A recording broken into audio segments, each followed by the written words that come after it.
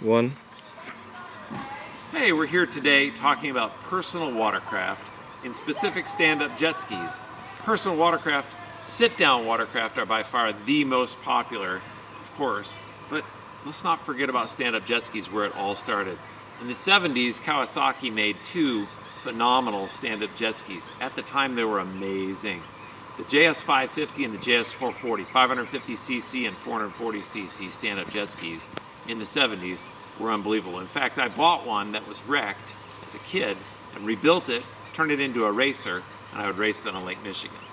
Well, this I bought in 1996 rather, and this was my personal recreational machine. So this was not one of my racers. This was absolutely always my stock machine. I've had it ever since. I still have the receipt from where I bought it from Bobby and Recreation Plus in Twin Lakes, Wisconsin. I'll make sure that's included in the links. So let's talk a little bit about what Yamaha did in 1990 when they released the SuperJet. This is a Gen 2. In 1990 they released the Gen 1. It was a phenomenal success.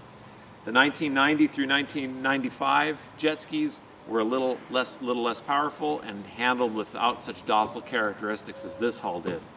This is the Gen 2 with the round nose. It holds a lot better in the turns than the Gen 1 did. This Gen 2 also has Yamaha's bulletproof 701cc marine engine in it. 701cc twin cylinder 2-stroke reed valve engine with dual 38mm Mikuni carbs. That feeds a water box, a basic exhaust system water box, which comes out in the back end of the jet ski, right next to where the thrust comes out the back. As for controls on a jet ski, if you're not familiar with stand-ups, you've got start-stop. There's a spot where you attach your lanyard. That's when you fall off. I don't say if. Got a throttle here. This is steering.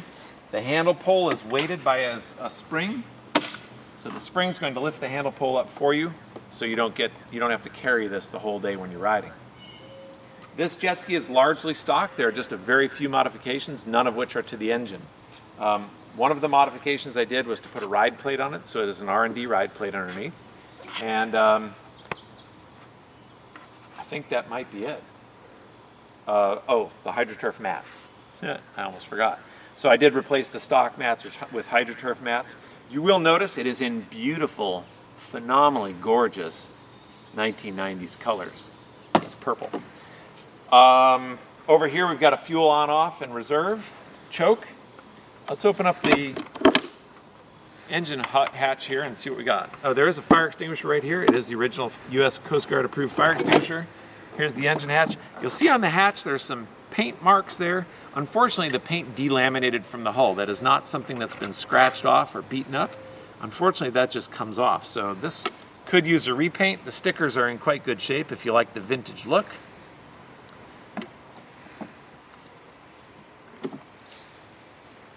Inside, as we said, Yamaha 701cc engine. It's a beautiful engine. Almost 5-gallon fuel tank, 4.8 gallons. It's got a water separator, a fuel filter. Electrics box is sealed back here. Twin cylinder, stock exhaust here, feeding the stock aluminum water box up front.